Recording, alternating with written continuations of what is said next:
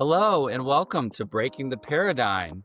I am not Andrew and I am not Kelly, your co host. Instead, I am Justin Tosco and I'm taking over today. No, do not pause, do not skip. You are at the right podcast. Our guests today are Andrew and Kelly, and we are turning the tables. I will be hosting and asking them the questions this time. So if you are a lover of this podcast, stay. There's going to be some fantastic questions and answers. And as you know, the mission of this podcast is to have conversations that break the traditional paradigm of education, whether that's at the classroom level, the global level, or anywhere in between. We are not interested in rearranging the deck chairs on the Titanic. Rather, we are interested in true transformational change. Today, I am thrilled to have as our guests Andrew and Kelly. Welcome to my podcast that I'm taking over. Woo! Hello. Thanks, Justin. Thank you, Justin. This is a real treat.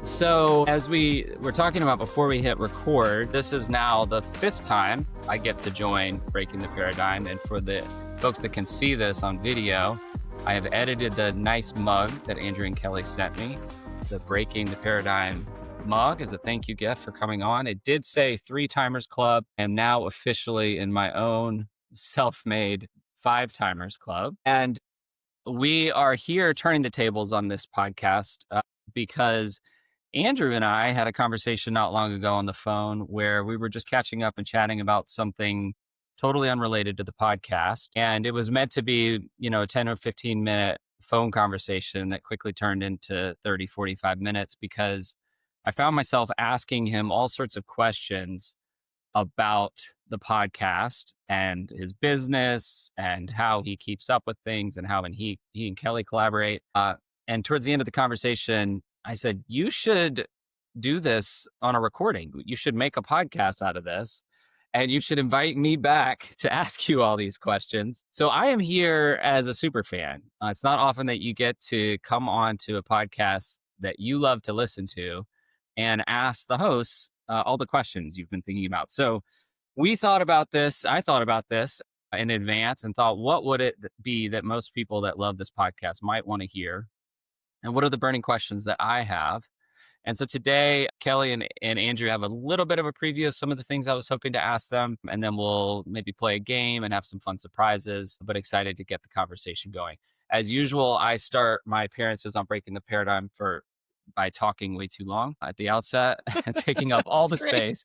Keep with the tradition. Don't kill it now. I know. So keeping in tradition, I will stop talking now, though, and turn the question to you all. I know you like to ask guests when they come on your podcast, what is their Montessori story? And you didn't know I was going to ask you this, but I want to hear your Montessori stories. You want me to start? Okay, I can start. So I grew up in a traditional education setting myself and found success in that system and decided very early on that I was going to grow up to be a teacher in a traditional education setting. Given my Capricorn type A personality, that came to fruition. And I found myself out of college teaching in a traditional high school setting and loving the work I was doing with students and hating all of the obstacles and the politics and all of those things.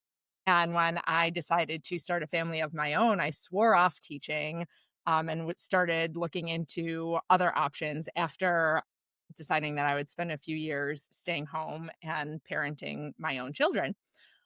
So when my oldest daughter, who is now 11, about to turn 12, was 2, a friend of mine said, hey, my kids go to this really great school and they start at 2.5. And I think that you should check it out. And I was like, 2.5, that's super young. Why am I going to send my kid to school that young? I'm like the stay-at-home mom.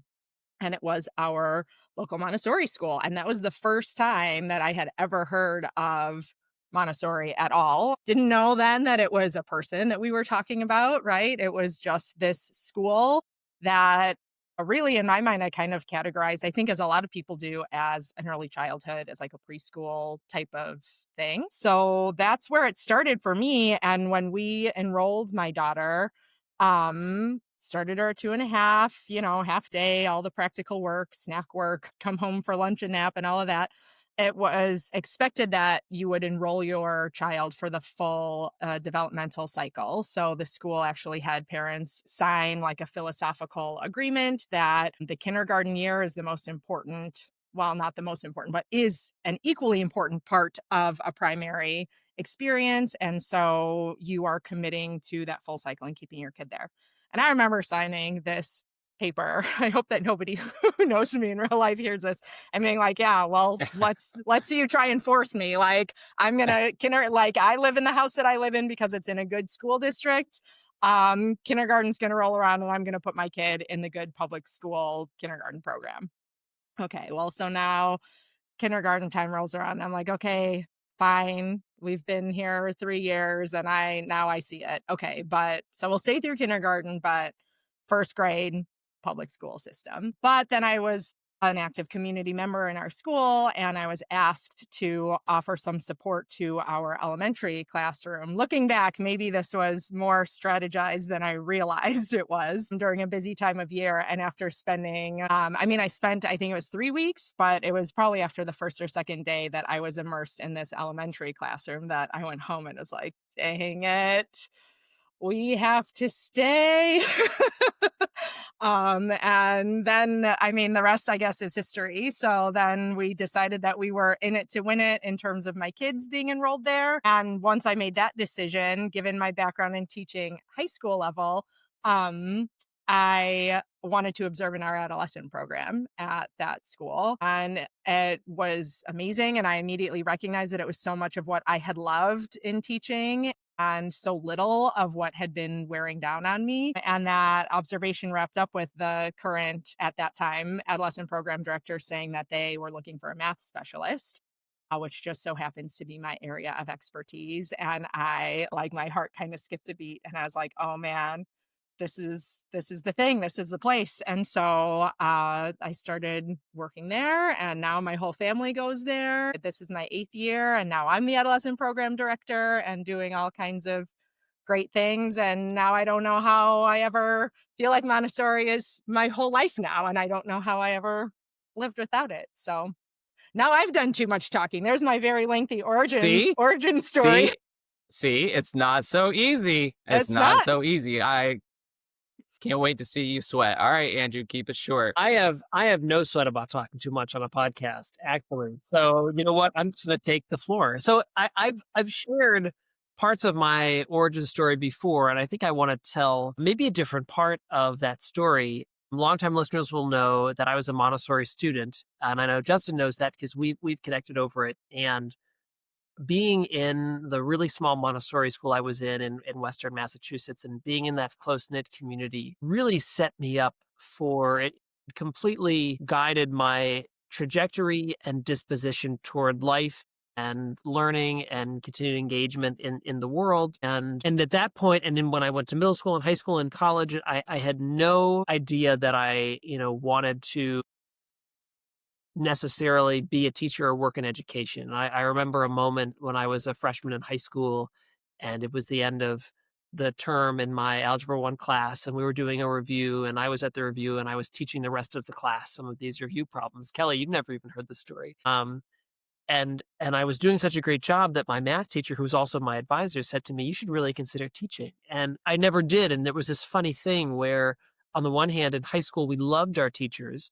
We thought they were amazing, but there was also sort of like, especially for teachers that were alumni of the school and then would come back and teach at the school, there was kind of like, oh, you peaked in high school, or like, why didn't you go make something of yourself? There was sort of that cultural attitude around teaching. So, but in that time, I got pulled into education more and more, primarily through international education. I did a service program in China when I was a sophomore in high school, where we were working with students and teachers in rural Yunnan province. And that experience, knowing that most people in the world didn't have the kind of education that I'd experienced, was eye-opening.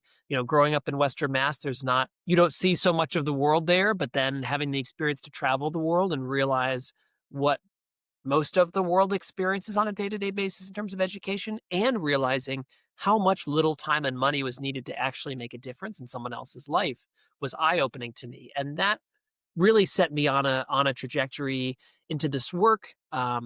And then due to COVID and life changes, I came back into Montessori and, really at the adolescent level.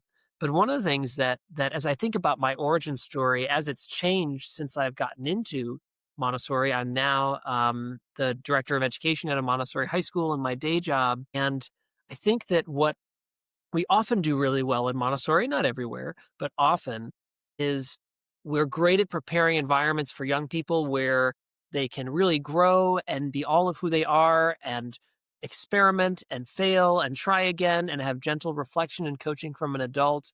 But so often we don't create those experiences for adults. And oftentimes our work with adults is not only not helpful, but it can be actively harmful. And in my career, having worked full time at 3 schools, I actively ran away from toxic leaders at 2 out of the 3. And it shouldn't have to be that way. And in my role now as a leader, I've really been on a quest to say, and I think this is the next step in my Montessori origin and journey of how do we create prepared environments for adults where everything that we're offering to young people, we offer to them, because doing that in my own practice, I've seen how positive that is for my staff to do that. So, it's been on my mind lately and I think is really the next step in this journey. Not that the adolescent work is finished, but I feel like, we've got that. We have a blueprint, we have a framework. There's a lot of people talking about it, but we're not talking about how we treat our adults. And we're not going to have really great environments for young people if we don't have great environments for adults. Because guess what? People will quit and get a remote work from home job where they can put their feet up and not get treated terribly. And then we're not going to have great Montessori teachers. All right, we're gonna have to pick up the pace, y'all. I've got 20 questions to get to. Okay. Thank you. That was awesome. Now, I think I know that you met in training. Am I right about that? Is that how Yes. you met originally? Yeah. You met in training. Tell us the story of the genesis of the podcast. So I think I should start with that one. So the podcast started right as Kelly and I got to know that we existed. Like we weren't yet friends. So I started the Substack, which wasn't okay. I got to go back even further. So I had a podcast in grad Okay, school with a few friends of mine. Yeah, I got it. Justin's like, you got to hurry this up. I had a I'm watching the podcast in clock. grad school with some friends. During COVID, we were like, we should have a podcast talking about issues of social justice. And the best lesson I learned about that podcast is nobody's listening. Not in a bad way, but like I made a few episodes, I put them online and like I got like 10 listens, like you can't, there's so many people out there. So fast forward January 2023, I start this Substack and I'm like, you know what? I want to do a podcast and I want to do some writing online and I'm just doing it for me. I know from my past experience that nobody's watching this. So I start doing some writing and I'd recorded a couple podcasts in the summer of 2023, but was so perfectionist about them that I'd never published them. So I start writing on Substack in 2022, January 2023, I start writing on Substack. And a few months in, I'm like, you know what? I'm just going to put these podcasts out in the world because no one's listening and no one hears this stuff. Because I have like a following of 15 and I know all of these people. And slowly it grew. Kelly and I got to know each other. So our training started on Zoom. So we're in breakout rooms together and I don't know, maybe Kelly has a different impression of this, but like we knew who each other was. And in my head, I was like, oh, Kelly seems like someone who gets it. But in my mind, it wasn't until we had our community living experience in California. And I'm going to let Kelly tell that part of the story. But when we really connected, and I was the one, I think, who said, we've got to go into business together. Like we could really be a power duo in the Montessori world. And Kelly was like, I've got a whole life though, Yeah. like, I don't Got a know. whole And life. maybe she would say it differently. Like, I think I had to do some convincing to be like, no, trust me, we should do this thing together because, I had been on this journey. I'd worked with people who are Montessori adolescent folks on the humanities side like myself who get it. And I'd never found a math and science guide in the Montessori world who got it like Kelly got it. Like it always felt like this battle with everybody who was STEM focused was like, the only way to teach math is by direct instruction, which false. But like that False. was that was the paradigm that could not be broken. And here was Kelly being like, yeah, I don't need to do direct instruction. Here's all these reasons why. And I was like, oh my gosh, there it is. So I'll let Kelly tell the rest of the story, but that's that's kind of the origin of it. And please highlight anything he said that is not true Yes. as you Please tell call me your out. All good. yeah. No, he did a good job. So now my prop gets Okay. to come out, which is this delightful, beautiful, everybody take it in. So, listeners who can't see, I am holding up a wooden spoon that is hardly a spoon. But the area of note is that there exists a pretty deep notch in the handle. And so during the adolescent diploma training that Andrew and I were both in, we had in person in the summer and we did some woodworking and we were carving spoons. And there was one piece of wood of a specific type. And Andrew was like, "Ooh, I'd like that one." But I had already decided that I would also like that one. And so I said, "Hey, Andrew, it looks like there's enough wood there to make 2 spoons. Would you be willing to share with me?" And he said, "Yeah, sure, of course." And so we're carving this blank that I think we're carving the shape of the spoon, and then we were going to carve that in half. So we would have basically the same outline silhouette of a spoon, and we'd kind of have twin spoons, which, is very serendipitous. We didn't know at the time because really, I think that's one of the first times that we really connected and started to talk to each other outside of just in the group setting. And the person who was facilitating this came up. Andrew and I were like taking turns of who was carving the blank. And this instructor came up and was like, "Oh no, you're missing your line. You're gonna lose the spoon," and like redirected where I was carving. And then caught himself and realized he had made the mistake and said, like, "Oh no, I goofed. I'm so sorry," and was super apologetic. And this, like I said, this was the only piece of wood. This was the only shot we had. And we were like, "Oh, it's no big deal. It's fine." And so now Andrew and I both have not only the twin spoons that were kind of the catalyst of us getting into further discussion than we had previously, but I use the notch as a reminder that sometimes we as adults are the obstacle and we step in thinking that we're going to save a situation. And sometimes the person doesn't need saving and we end up causing problems where there wouldn't otherwise be one. Yeah, that was the spark, that was the catalyst. And then I would say that Andrew and I connected over seminar. I have big feelings about math seminar, and he has big feelings about language or literature, Harkness style seminars. And yeah, he was like, "Oh, we should do this." And he told me about the Substack. And of course, he's publishing posts during training. And I was like, "Man, this training course isn't enough work for you. You gotta be handling this other stuff." And then he invited me to be a guest on the podcast. So Oh, okay. if listeners want to go way back and listen to the "You Are Good at Math," that was my first foray into this. And then we kind of grew from there. How did he says that you were sort of hesitant at first to go into business. How did you come around on that? Yeah, well, Andrew's very convincing. I'm sure that people who listen regularly know that he just has this confidence about him. I think that for me, my initial hesitance was like workload, full-time working parent doing the training thing, and then also some questioning of kind of like how he said he started with like, are people listening? Are people reading this? Like, is it going to be worth the additional time and effort that I don't feel I have much to spare? Is it worth it? And then I think that after that initial podcast, kind of seeing the response that got and just how enjoyable it was to have that kind of an open conversation helped. And then we just talked so much and connected and were in such alignment of things that we felt like were needed in Montessori and progressive spaces, as he said, to support practitioners, that it was like, you know what, even if it's not business for the sake of business, of like any kind of a lucrative thing, like we have this message that we both feel really strongly and powerfully about. And if we could spread the word and help people feel less alone in their work and help people feel validated and empowered to have the tricky conversations and say the uncomfortable things, then it's worth it. And we haven't looked back. We There's keep a keep saying the things. Yeah. There's a parallel I hear between you getting sucked into Montessori through your daughter's school and getting sucked into the business of breaking the paradigm through Andrew's persuasion and starting with the podcast. That's interesting. So now it's however many, 2 years later ish, and it is a successful business, successful podcast and publication, and you have provocations and other things that I'd like to hear about. Was there a moment when you look back where you felt like we're onto something or this is working, or this is something special? Mm.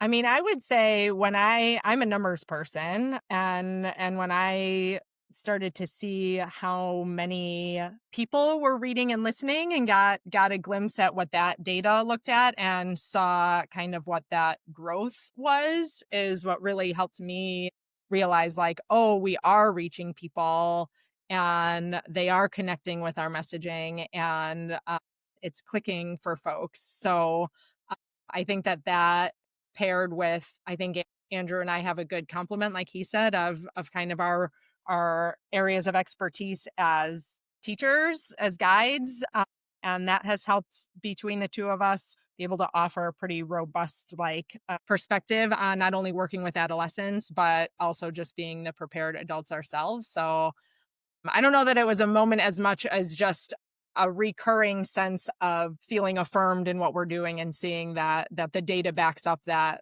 people are appreciating what we're putting out there. Well, it's definitely a series of moments, but Kelly's a numbers person, so she'll love this. I guess I just pulled this up here. 1 year ago, so on November 12th, that's the day of this recording, though this episode will be airing as part of our 3-year anniversary celebration in January 2026.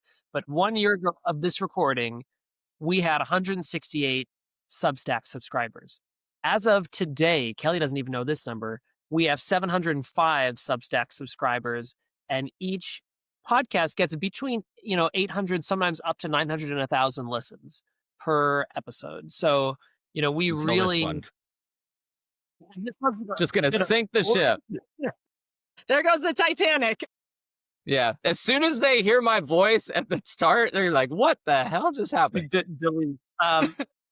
And it's been a lot of little moments of people saying, and this is really sort of where this work is going in our 3rd year, is people like us feel isolated, and they feel like there's nobody else who's, even in the Montessori world, nobody else who wants to question that I'm not going to give the same lesson, the same way to all these different students, or just because we did such and such last year doesn't mean that we might do it again this year, or whatever the thing might be. Certainly that's the way I felt before I started the podcast. And actually, very selfishly, part of the reason I started the podcast was a guest that I had on a couple months ago, as of the release a couple months ago, was my friend Bruce Robbins, and he and I co-taught in the first Montessori middle and high school that I taught at.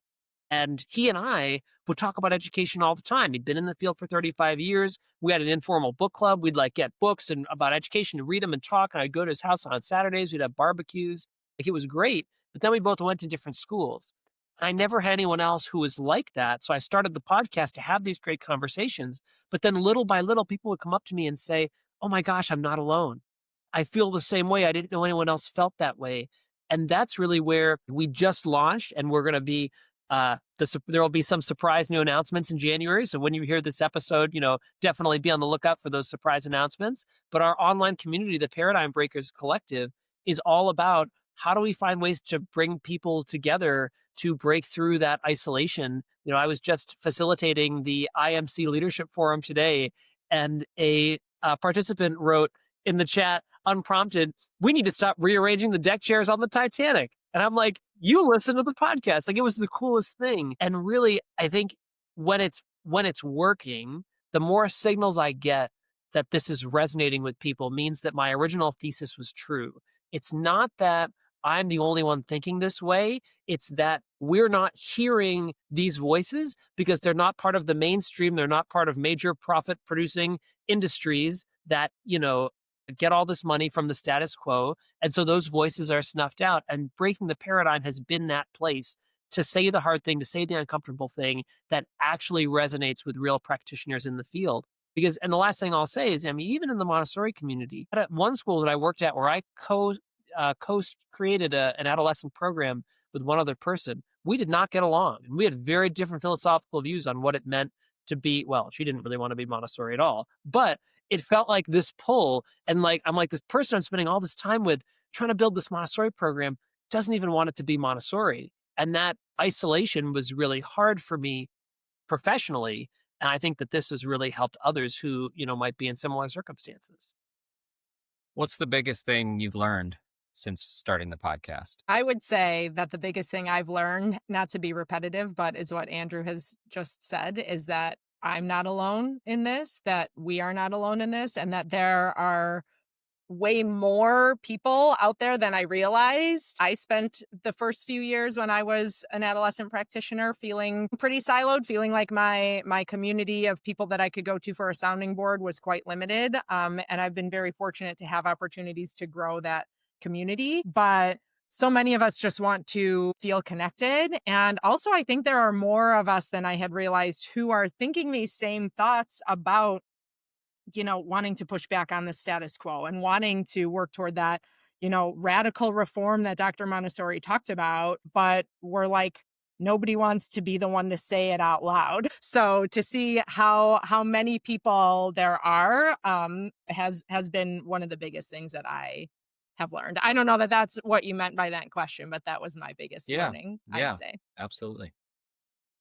I think, well, I mean, I have so many learnings. One of the things that I've learned, and one of the reasons why we always ask, tell us your Montessori origin story, is that every person's lived experience is the frame through which they understand and interpret and carry out their work. And until we reckon with our origin stories, until we do our inner work and our spiritual preparation, we will be unable to enact Montessori's true vision. And so the one of the things is we in the Montessori community need to do way more spiritual preparation, way more inner preparation than we've been doing, because I have seen far too many guides and leaders who have all the knowledge, all the expertise, and no inner ability to enact it wholeheartedly. So that's the one thing. The second thing I've learned is that, I mean, not that I didn't already know this, but I'll never know everything.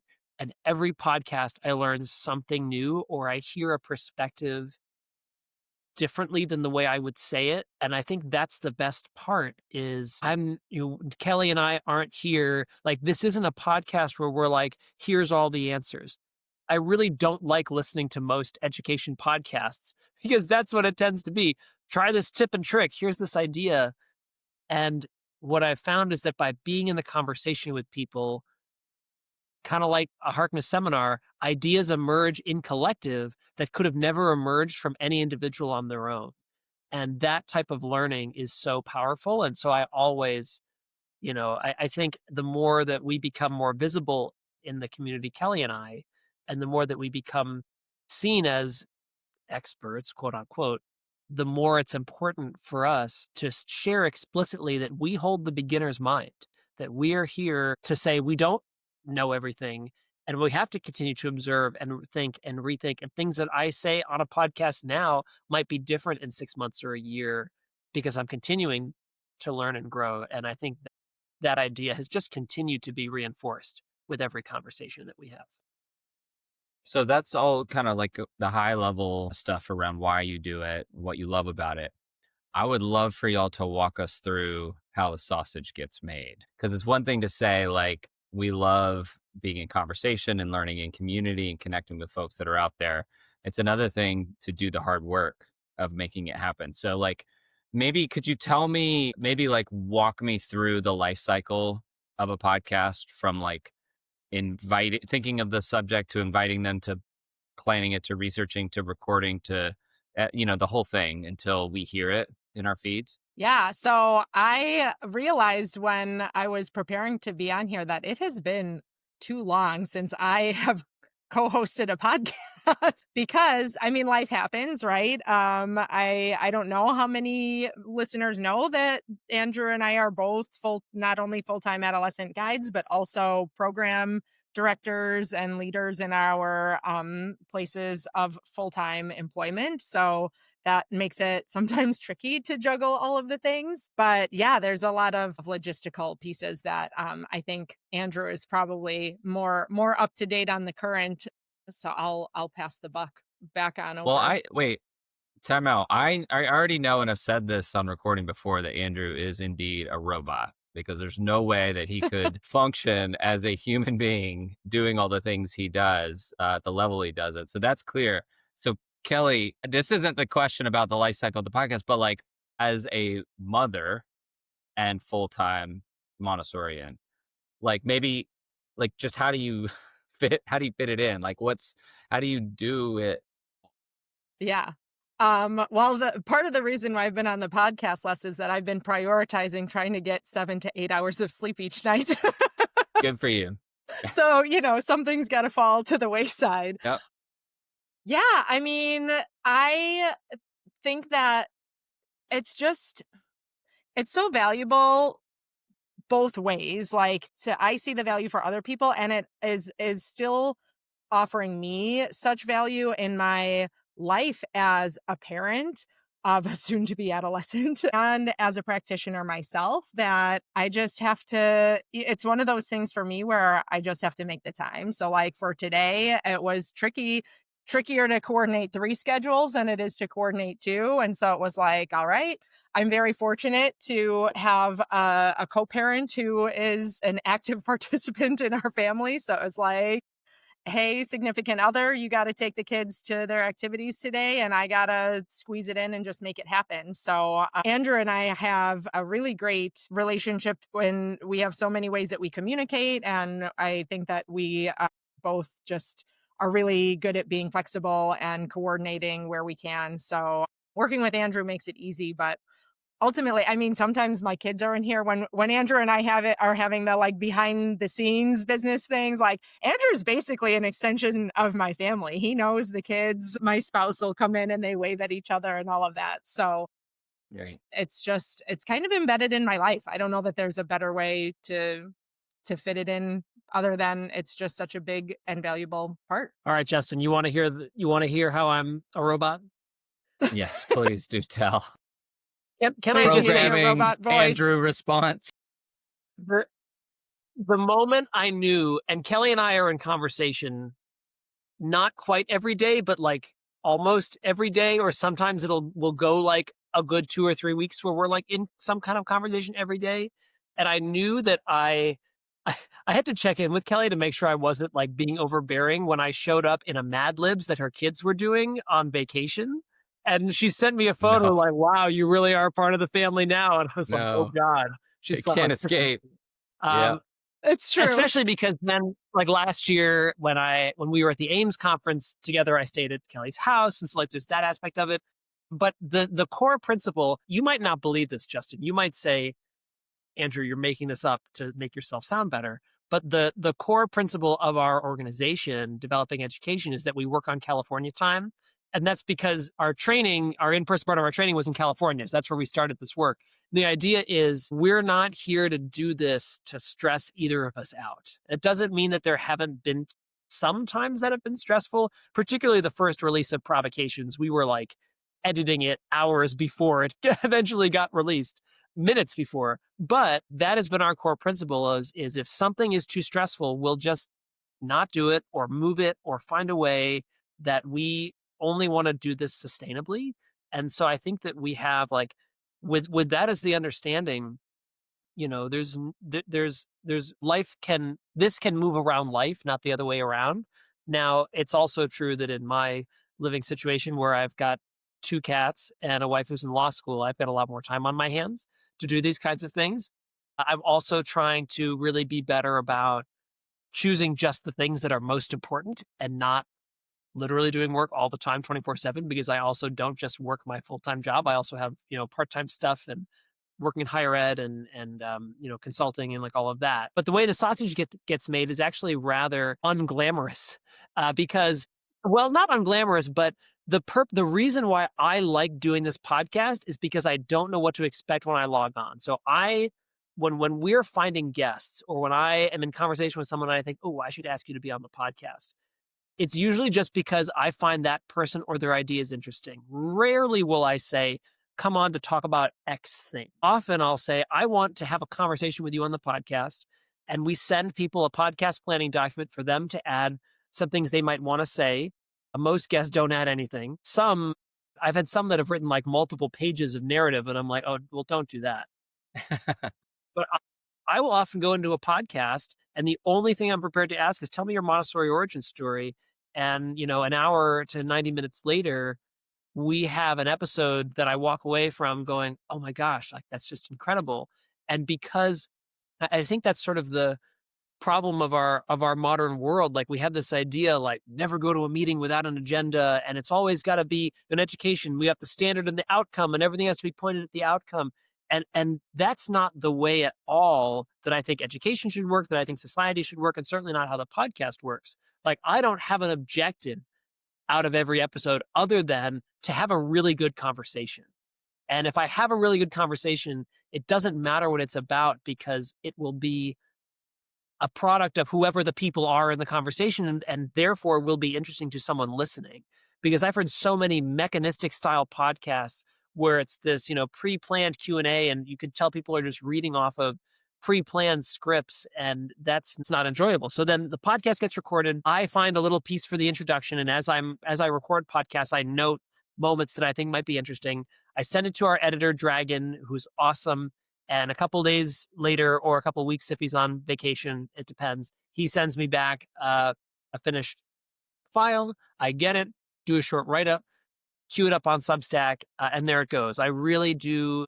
The only editing he does is if, like, there's talking in the background, or there's like a long pause, or there's a misspoken, sentence, and the person's like, stop, and let me cut that out.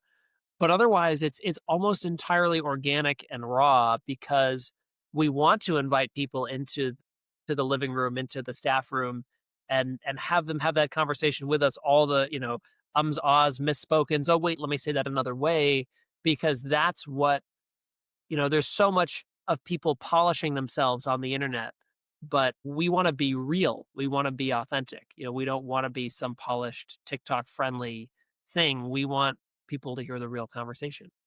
What about when the episode is done and posted? Like, do you have a sort of process for sharing it, not just through Substack, but through socials? Or is I it just post like, Yeah, I posted on LinkedIn. We've got an Instagram, but we've grown in the last year 700% with no advertising, literally only word of mouth. I mean, we present at conferences, and I've got a pretty decent LinkedIn following. It really, advertising is something we hope to do in the next year. If you want to partner with us as an organization, and you're listening to this, definitely reach out to Callie and I, let us know. The fact that this has grown this much with minimal effort. I mean, literally just, I put it on LinkedIn, it shows up on Substack, and people share stuff like crazy. I think that speaks to how powerful this is, and it's really just a matter of how do we have it reach more people is sort of our next step. yeah, I was going to ask this maybe towards the end, but it's a good segue to, do you have goals for what you want to see the podcast do in the near future, besides advertising partners? So, not specific to the podcast, but I would say with the work that Andrew and I are doing in general, he talked about this a little bit, and maybe I'll just take a moment to explicitly say that, like, breaking the paradigm is one piece of our broader organization, Developing Education. So, under the umbrella of Developing Education, we have Breaking the Paradigm, where we've got the podcast, and we've got Provocations Magazine. And we also have First Intention, where we offer some more language and math specific directed resources for practitioners to use in their classroom. And then Enlightened Educator Project is focused on that spiritual preparation of the adult. But we have been working through all three of those and through Breaking the Paradigm to offer a series of support for practitioners, and we're looking at having what we are calling a prepared environment for adults. So we already have our Paradigm Breakers Collective that is on the platform called School with a K, SKOOL. We could probably put the link in the notes for the episode so people can check that out. And we have some facilitators that we're partnering with who are sharing workshops, and we're looking to offering courses. But ultimately, our hope, I would say, for the next year and what we're looking to start in the next handful of months, really probably around the time that this episode is released, is growing that online community and offering just ways for people to have connection and have support. It's on purpose that our business email is connections@developingeducation.org, because we're always looking to make those. And I think Andrew nailed it when we were talking one of our daily chats, and he said, we're not looking to give people another album, we want to be the day after training resource. So I'd say that's our big goal, is to be, once people have gone through their training and they're like, okay, we've got all the theory, we've got all of these ideas, now what? That's where we want to be ready to have a space for practitioners to connect and have those real conversations and feel supported and realize how many of us there are, through hopefully this online community and some courses and workshops. Yeah, I mean, that's, I couldn't have said it better myself. And I will just say, because this will air in January, that there are opportunities to be a part of Breaking the Paradigm live and in person coming up in February. So Kelly and I will be at the AMI USA, or I'm sorry, it's the AMI conference, the Montessori Experience. It's happening in February in San Diego. We are going to have a podcast booth where you can come and be a part of an episode live. It's going to be super cool. First time it's ever happened. And also, for those who don't know, for the first year, I think the first year ever, no matter what Montessori diploma you have, AMI or otherwise, you are able to come to the AMI conference. So that is a huge deal. Whoa. Hats off to Dr. Kalinda and the AMI USA team for doing some really incredible work to break some paradigms. And we're really grateful to be partnered with AMI USA for our Provocations magazine, and folks who are at their top tier membership, the Ambassador Plus membership, actually get Provocations for free, and all other tiers do get a discount on that as well. And then the next weekend, so we like to schedule things back to back. The next weekend, Kelly and I will be at the Ames conference in Chicago. I will be doing a breakout session there. I'll be the keynote facilitator at that conference. So come check us out, talk to us, because really, this work, it's about emergence. And I've been so lucky to talk to people around the world who have said, this might be helpful or that might be helpful. So if you're, an educator, if you're a head of school, if you're an administrator, and this work resonates with you, and you have an idea of what we could offer or what could be helpful or what could be supportive, reach out to us, talk to us. We don't have a one size fits all. We don't have one particular idea. We're looking to connect with folks out there in the world and say, how can we be of service in the Montessori community? And that's really the journey that's, I think, sort of led to all of this is, how can we best support the growth and development in this time that is challenging and chaotic, but also an important time now more than ever for Montessorians to stand up and step up. That is all so exciting. It is official that you are both, in fact, robots. That you are able to do all that. Nice try, Kelly. You listen. Yeah, don't talk to my family about all this upcoming travel. We're just not talking about it yet. Holy moly. That is incredible. Good luck with those 7 to 8 hours of sleep. Yeah. Okay. So for folks that might be new to the podcast, or maybe if they're still listening at this point, if you had to recommend one episode as a starting point, what would it be, and why is it the episode with Justin Tosco? Which one? Which one of the five? Yeah, which one? That's well, true. Listen, hey, I gotta say, the way that Justin inserted himself into this episode, I inserted myself into your talks about boys and men. I feel like you needed just a little bit of diversity in your forum there. Yeah. And that was such a good episode. Well, did we do two? You guys did, was it two total? And I was just in the second one, I think. Yeah. So, of course, that one. I got to plug also my own OG podcast. If you weren't around back when I was the interviewee, I'm talking about all of the reasons why people identify as I am a math person or I'm not a math person. I am a language person or I'm not a language person, and unpacking some of that. And then this ties into another question that Justin maybe will ask. So I'm sorry if I'm jumping ahead, but I had a scheduling conflict and couldn't co-host the episode with Montessori Miss Emily, the leader of the Montessori Mafia. And I have so much FOMO over that. So that episode is a high one on my list that I would direct people to if they missed it. Excellent. Man. Andrew can't pick one. He's looking. I can see that he's looking through the list. It's like his children. I'm looking through the list. And because honestly, every time I record an episode, I'm like, man, I can't get better than that one. And then I have another one that gets better. But what I will say is the conversation that we did, the double episode on boys and education, I think was sort of a a watershed moment. And that was a celebration of our 2-year anniversary of Breaking the Paradigm, actually. So it's kind of, so every year we have to do something like this with you, Justin. Maybe we'll invite Tom back next year as well to be part of the fun. But I think that was really where I started to dig into more not controversial topics, but the conversation really stretched how I saw my own work. I think that, and the ones that have done that the most are those, the two that we did with Tammy Esting. One was just me and her. The other one was me, Kelly, and her.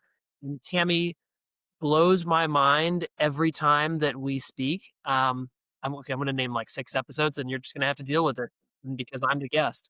Yeah.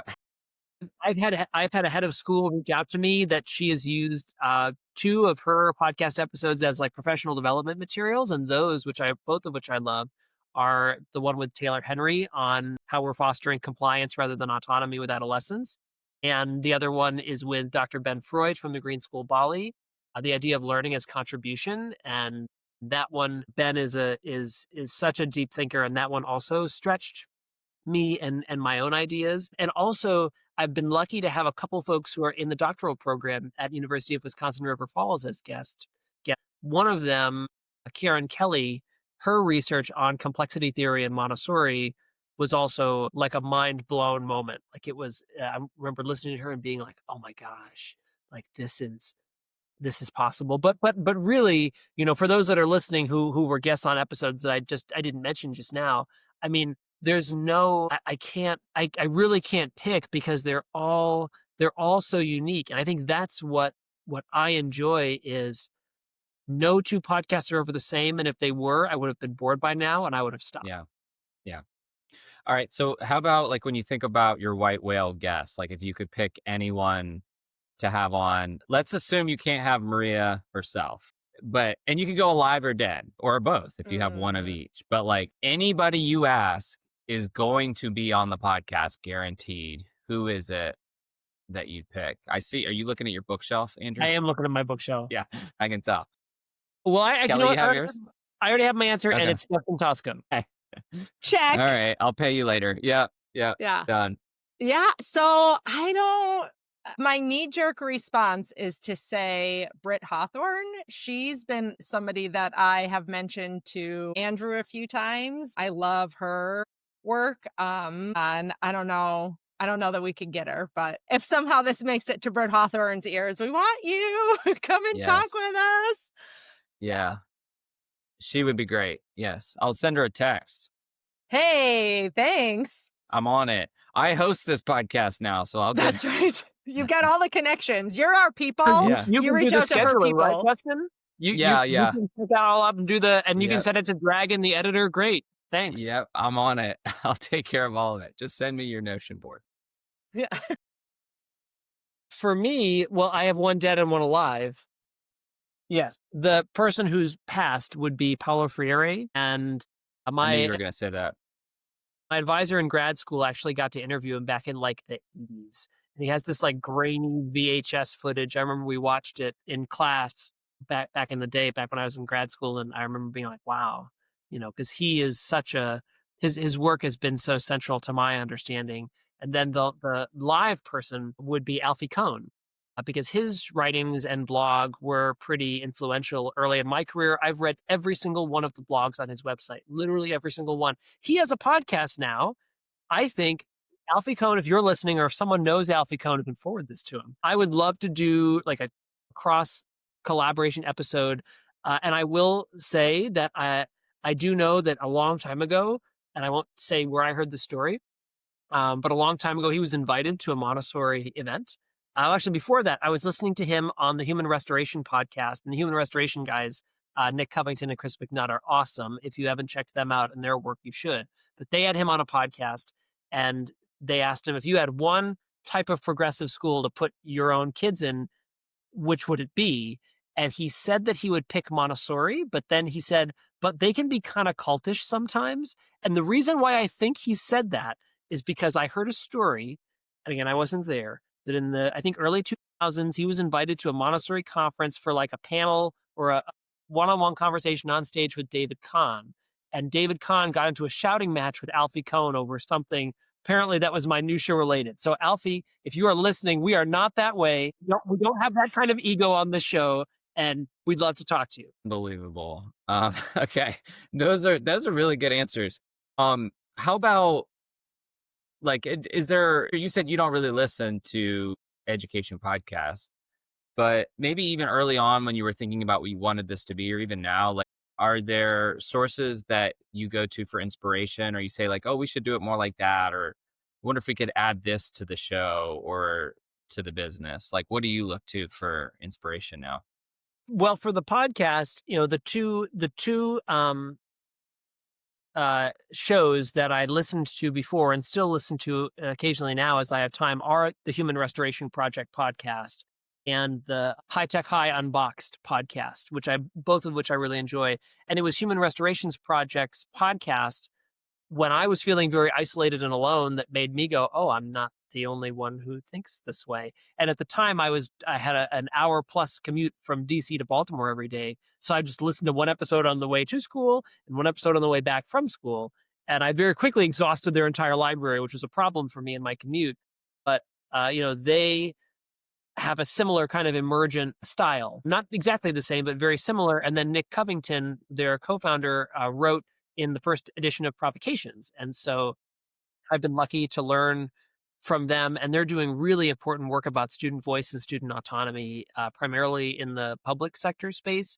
And their work has been pretty impactful. And I think this is not an ad for them, but they just opened up a branch in Australia, which is super cool. So they're definitely a group that I look to. But like in terms of like, I don't necessarily look to other people for inspiration. But for example, I wa- I wanted to start Provocations because there wasn't a place I could go to read the kinds of articles that Provocations now publishes. It used to be NAMTA, but NAMTA's now defunct. And so there was no one-stop shop for me to say, where are the ideas that are going to challenge my thinking, that are going to make me rethink, re-see, review? And I was like, well, why don't we just create it? And this is why Kelly and I work so well together, because I was like, hey, I've got this wacky idea. I was like, so I wrote a piece for a Tomorrow's Child published by the Montessori Foundation. And they were like, oh, okay, we've approved your article, fill out this Google form, and then we'll publish it. And I was like, wait, it's that easy? That's all I have to do to publish a magazine? And I think I texted her. Kelly and I were talking, and I was like, guess how easy it is to make a magazine? We should just do it. And Kelly, to her credit, was like, yeah, let's just do it. And Why not? so it's less of looking to one particular place for inspiration, but thinking about what would I wish there was out in the world that isn't? And then if it's not there, well, I'll just do it. Let's make it. Yeah. How about for you, Kelly?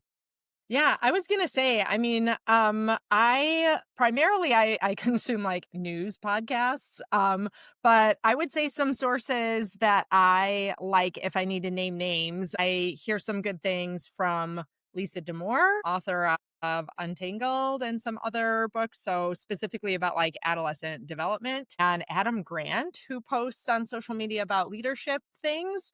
And I feel like those two and other creators um, just get me thinking and reflecting, and then that'll spark conversations that Andrew and I have when I'll say, hey, I heard so and so say this thing, and here are some of my here are my reflections on it. What are your reflections on it?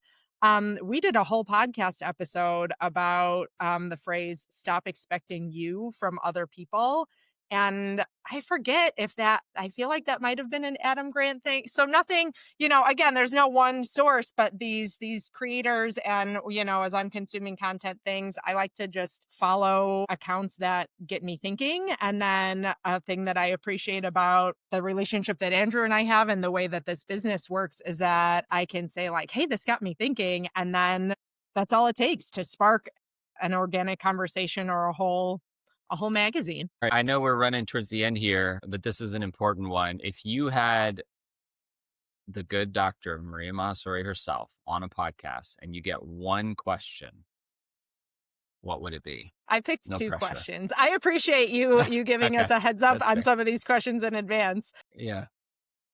And I'm going to be curious to hear what Andrew's are. As I was thinking about these questions, I was like, oh, they're not super deep, but they're things that live in my brain. So the first one that I thought was, I believe it was Tammy Esting, and Andrew, you'll have to hold me accountable for this. Correct me if it was somebody else, who said that she had heard some recent debate about whether the very famous phrase "follow the child" was actually a little bit, I don't know that mistranslation is quite accurate, but that the actual phrasing was something more like "look to the child." And to me, there's a pretty significant difference between those things. And for such a famous quote that so many practitioners and I've heard parents use and maybe abuse, I feel like I've heard that phrase weaponized a little bit in some contexts. I would just love to hear Dr. Montessori's straight from the horse's mouth. Sorry that I just called Maria Montessori a horse. We have our social clip. Go ahead and tell Dragon. That's our social clip. Yeah, there it is. That's got to cut that one out from the masses. But yeah, I would just love to hear more from her, what she was really hoping to convey with that messaging. Did you have a second one? Question. Sure. I was going to say, you said one, and I'm a rule follower. So the second one is another thing that I feel like I hear some debate about, which is the concept of spiritual development. And so I know that Maria Montessori was both a spiritual and a religious person. I think that a lot of practitioners associate those particular words, and when they read that we as prepared adults need to engage in spiritual preparation, they associate that with some religious piece. And Andrew and I interpret that differently, more of a just self-reflection piece, but that's another thing that I've engaged in a lot of dialogue with other practitioners about, what did she really mean by spiritual development? Is that the specific term she used? Why did she choose that one? So that would be the other one I'd go for. It's interesting. My question is more related to that spiritual preparation idea. But one of the things that stood out to me, continues to stand out to me in what she wrote in Education and Peace, is this idea that technology and human progress has increased dramatically, but our spiritual ability to use that progress responsibly has not.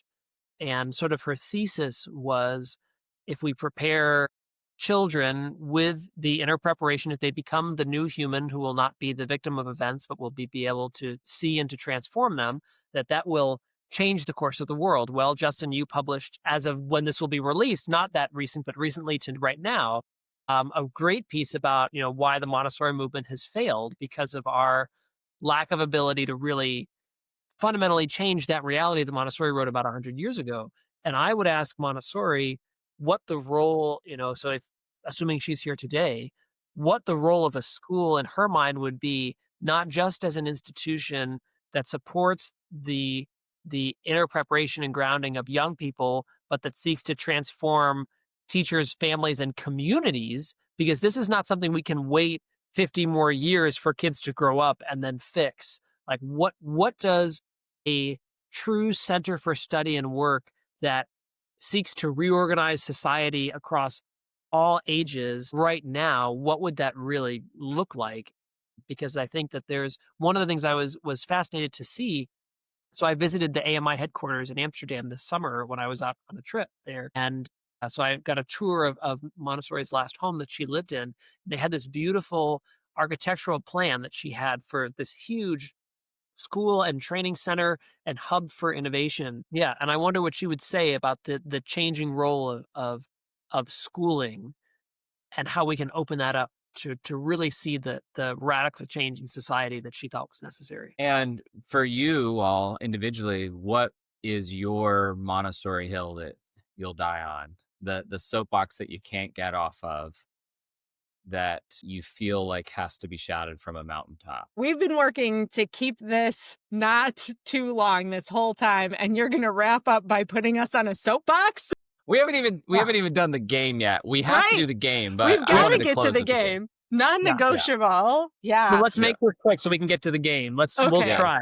Okay, we'll try. Montessori hill will die on. I would say that we are teaching people, we are not teaching academics.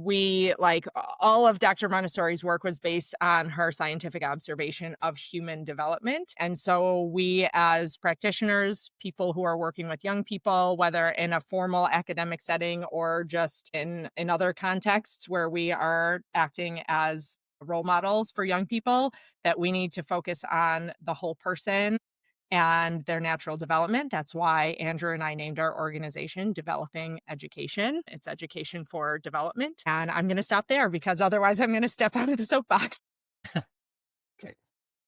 Man, it's so hard to pick one thing. And really, it's the exact same thing as Kelly. I think the more provocative way that I might say it is academics don't matter because their academic learning is a result of a developmentally appropriate experience, which may on its face appear or begin as non-academic engagement, which then leads to deep learning, inquiry, passion. I've seen time and time again Montessori students in a setting that does not prioritize academics. So before I came to Montessori, I was teaching in progressive and learner-centered settings with middle and high school students. And the best, most sophisticated work I've ever seen has been in the Montessori setting and not in the pressure cooker college prep setting. And that's because when we get the environment right, when we focus on the development of the whole person, everything else falls into place. And I think we just get so caught up in, but they have to learn X, Y, and Z now. And the truth of the matter is the reason why traditional schooling gives so much time to learn everything they believe you have to learn is because when you have to force someone to learn it, it's going to take time. But if you don't force someone to learn it and learning is integrated, authentic, and intrinsically motivated, you don't have to have a most of that time at all. The last thing I'll say, before I came into Montessori, I was not going to go back into the classroom. I was going to be an education researcher. And I had a whole plan set up to spend 3 months in Uganda doing qualitative research on what was called a speed school program. And they would take young people that had dropped out of school in first grade and give them first, second, and third grade content in 1 year. And they didn't do it by cramming. They did it by making it all integrated and centered, learner-centered, and rooted in the needs of their community. And the students were able to learn everything the traditional education system forced them to do in 3 years in one, and were statistically more likely to stay in school once they re-entered because of the strong base that they'd had. And it just makes sense, but we fool ourselves into thinking that, well, we have to focus on the academics first. But that's always not only a losing battle, but it's just not the way, period. All right. It's game time. Are you ready? All right. Kelly's ready. I need a woo, Andrew. Give me a woo. Woo, let's go. There we go. There we go. All right. So this is a little game I came up with. I thought it'd be fun to learn a little bit more about both of you, have some fun here at the end of the pod. And so the idea is really simple. I'm going to ask a question, and on the count of 3, you both have to answer at the same time. It's a who game. So which one of you does this apply to more? All right. So you have to say either Andrew or Kelly at the same time. Wait, who's going first? Oh, wait, No, you're we going go at at the same time. Yeah. Andrew, follow the directions. Quit breaking the paradigm for one moment. Follow the instructions. Let me be a good teacher and ask, are there any questions? No. Okay. All right. Let's just start simple, right? I'm going to Please, ask should we the do a question. warm-up?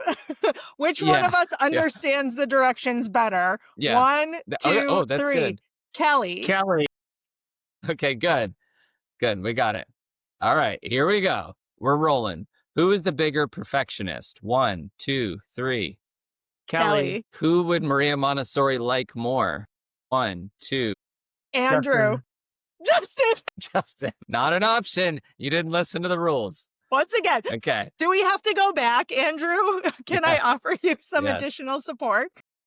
We need some scaffolding here. That's right. All right. Who would be better at giving a Montessori lesson to a group of 3-year-olds? 1, 2. Kelly. Good. Okay. Who over prepares for interviews? 1, 2. Kelly. Okay. I'm noticing a trend. Who's more likely to forget to hit record? 1, 2, 3. Andrew. Okay.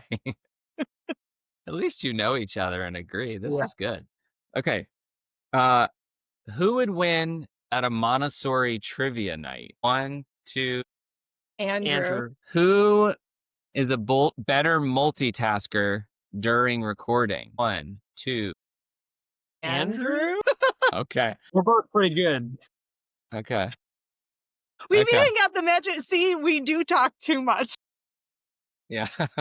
Yeah. Even the way you're phrasing your responses is identical. This is amazing. More likely to make a dad joke. One, two. Kelly. Andrew. Uh-oh. Uh-oh. We Found diverge. disagreement. Good. Finally. Good. That's a good way to end. I'm out of questions. You guys know each other well. You make a good team. There's a reason Nice. this works. My last question for you is, what is a question you would have liked me to ask you tonight? Oh, I got one. Go. You go. You go first, Kelly. No, I insist. No. First of all, I want to say Justin shared some of these questions in advance, but the game questions were authentic. Those are off the cuff. So those were right. unprepared. We did not collaborate on those. Yeah. I had trouble with this, and all that I could say is I wish that you had asked how our listeners could officially become paradigm breakers in our Paradigm Breakers Collective. But we kind of already answered it, and we're going to put the link to our school community in the chat. So there's Excellent. mine, and I bet Good. Andrew's is going to be a more fun answer. That's good though. Well, I brought some props, and I wanted to be able to use my props. So the leading question to use my props is, what's a story about a student that will always stay with you? That is a good So, one. Andrew, All right. Andrew, I just have one more question for you. What is a story about a student that will always stay with you? Well, wow, Justin, it's like you read my mind. It's like you were destined to be the host of this podcast. That's why I'm here. So there was, okay, it's actually not one, but a small group of students. So when I restarted the 12 to 15 Montessori program that I was at before I'm where I am now, my language pedagogy was radically different than what it is now. It was very traditional, 5-paragraph essay, Socratic seminar, write this prompt because I tell you to write this prompt. And I had this group of students, one of whom was an avid reader, writer in upper L. You could not get this girl to stop reading and writing. I mean, she would be told, okay, it's 2 hours of the 3-hour work cycle. You've read for 2 of those 3 hours. Please pick something else. And she'd say, okay, well, let me go to the bathroom first. And she'd bring her book in the bathroom and keep reading. So this is who the student is. Phil would fill up hundreds of pages of her notebook of writing stories and creative fiction. And she comes to the adolescent program and she all out resists entirely any kind of writing or language work. And it was like this canary in the coal mine of, here are these, and they were all kind of like that, but she was the worst. And it was this canary in the coal mine moment of, if this student whose strongest passion in life is language actively resists doing it in the context of this program, I need to change something. Something is not working. And so I radically changed my pedagogy. It became entirely learner-centered, student-driven, intrinsic motivation, how to get them to write and read and speak from abundance rather than scarcity. It wasn't top-down, it was bottom-up. So I have 2 props, actually. This is a photo of that group on our Fall Odyssey, my second year there at Chincoteague Island. And this is a gift from one of those students. And I just love how majestic they look in this photo. And I have this, I've kept it. But then another student in that group when she graduated, she bought, this thing is about teachers, and it's, your standard thing you get at a Home Goods or whatever. But then she wrote this really long note for me on the back. And the first thing that she wrote here was, Dear Andrew, coming into the adolescent community, writing wasn't my favorite thing to do. Now I'm leaving and I really like it. And she goes on and on and on about what that meant for her, that she was able to find herself and her identity and her voice through language with me. And I'll never forget the transformation that I went through because of them and how much it impacted them as a result. So that's the story of that graduating class is always in my heart. That's lovely. Thank you. Thank you both for joining me on your own podcast and letting me crash the party and drive a little bit and surprise you with some questions and have some fun. As I said, I am genuinely a big fan of the pod and both of your work, and was genuinely interested in how this all came to be and how it happens and how you do what you do. And so I would have loved this conversation had it not been recorded. I hope others will enjoy it. I'm sure they will. And I'm so grateful to know you both as amazing Montessorians and practitioners. But wait, He's over here not end, releasing, he's not relinquishing host It's my privileges podcast. entirely. Cut and recording. it's your podcast, but when you were a guest on my podcast, you jumped in, and I'm going to pull a Justin and say, as much as we have great things to say on Breaking the Paradigm, Justin is breaking paradigms on his own Substack, and the things that you This write, is Justin, true. are really, really thought provoking. And look, I get a lot of emails, but when I get your newsletter in my inbox, I always make sure to come back and read it. So if you have not yet subscribed to Justin's Substack, which we'll link here, I don't know, heck, we'll probably just make him the author of this podcast. Take our names out of it. Thank you. Definitely go check him out because his work is incredible. And we are so grateful to have learned so much from him over the years. He really is an important thought leader in Montessori education. Thank you. Thank you for saying that. Thanks, y'all. Good job. As Thanks. guests. You can do it on Woo. both sides of the mic. We That's can. right. Should we Thanks, stop Justin. recording, Justin? Is that it? I guess I'll allow it. All right. Well, thanks, listeners. We'll see you next time. If you really want Justin to be back, I don't know, leave some comments. Maybe we're going to be booted from our role. Yeah. But Yep. we'll see you next time. I'm going to go text Brett Hawthorne right now. Thank you again for listening to this episode of Breaking the Paradigm. We are so grateful to have you as part of our Paradigm Breakers community. As we said in the episode, there is so much coming for breaking the paradigm and developing education in 2026. So stay tuned, watch this space, including another paradigm-breaking edition of our Provocations magazine coming out on January 30th. Thank you so much. Have a great end to your year, and we'll see you next time. Breaking the Paradigm is brought to you by the generous subscription of listeners and readers like you. If you enjoyed the ideas that you heard or want to engage further and get our emails straight to your inbox, please consider becoming a free or a paid subscriber on our Substack page. It allows us to get a broader reach, and you'll always get the latest news, updates, and ideas that are thought-provoking and that serve us to break the traditional education paradigm and make education more humanizing together.